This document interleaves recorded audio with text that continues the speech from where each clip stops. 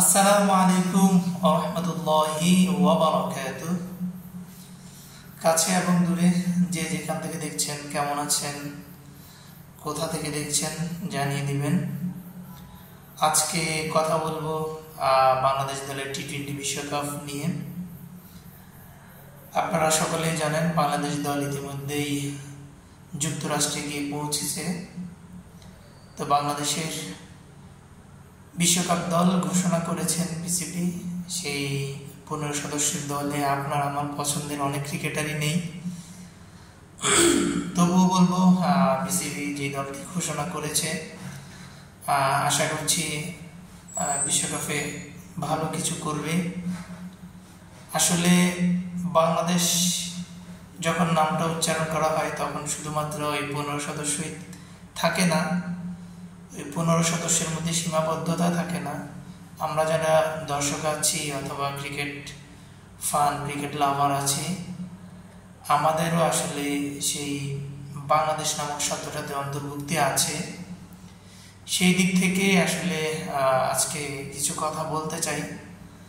যদি আপনার ভালো লাগে তাহলে তো অবশ্যই কমেন্টস করে জানিয়ে দিবেন, আর যদি আমার সাথে আপনার নাও যায়, না মিলে, তবুও কমেন্টস করে জানিয়ে দিতে পারেন। আপনার মন্তব্য আপনি করবেন, সেই স্বাধীনতা আপনার আছে। তবে সমালোচনা বলেন, মন্তব্য বলেন, যাই করেন সেটা হোক একদম ভালো একটা ইয়ের মধ্যে আর কি। যাই হোক, আজকে ক্রিকেট নিয়ে কথা বলবো। বাংলাদেশ দল ইতিমধ্যে ঘোষণা করা হয়েছে। আমি আমার যতটুকু মনে পড়ে আমি বলছি। নাজমুল হোসেন শান্ত অধিনায়ক, তাসকিন আহমেদ, যদিও আমরা অনেক দ্বিধাদ্বন্দ্বে ছিলাম তাসকিন আহমেদ কি আবারও বিশ্বকাপ মিস করবেন কিনা, তবে শেষমেশ তাসকিন আহমেদ বিশ্বকাপ স্কোয়াডে জায়গা পেয়েছেন এবং তিনি সহকারী অধিনায়ক হিসেবে দায়িত্ব পেয়েছেন। তারপরে সৌম্য সরকার, লিটন দাস, তৌহিদ হৃদয়, মাহমুদুল্লাহ রিয়াদ, জাকের আলী অনিক, আমাদের সাকিব আল হাসান,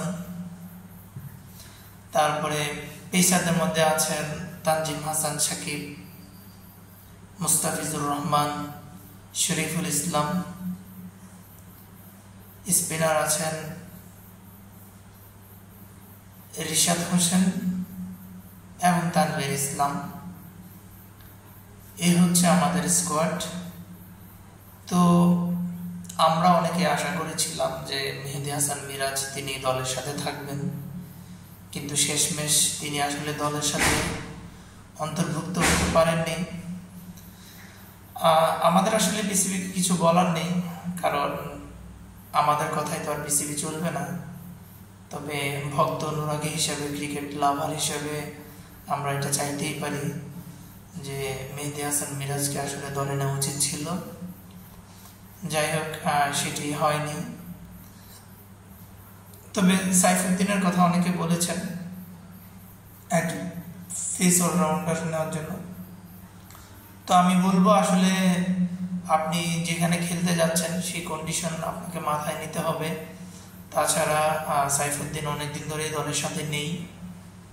আর সবচেয়ে বড় কথা হলো বাংলাদেশ আসলে একজন জেনুইন ফাস্ট বোলার চেয়েছিল, কারণ যে কোনো কন্ডিশনে এমনও হতে পারে যে 4 জন পেসার নিয়েও খেলতে পারে বাংলাদেশ দল। সেক্ষেত্রে আসলে 4 জন পেসার, যিনি সর্বশেষ তানজিম হাসান সাকিব অন্তর্ভুক্ত হয়েছেন, আমার কাছে আসলে বিষয়টা খারাপ লাগেনি। কারণ আপনারা জেনে থাকবেন তানজিম হাসান সাকিব কিন্তু মোটামুটি ভালো ব্যাটিং করতেও পারেন, যদিও সেটা সাইফুদ্দিনের সমকক্ষ নয়।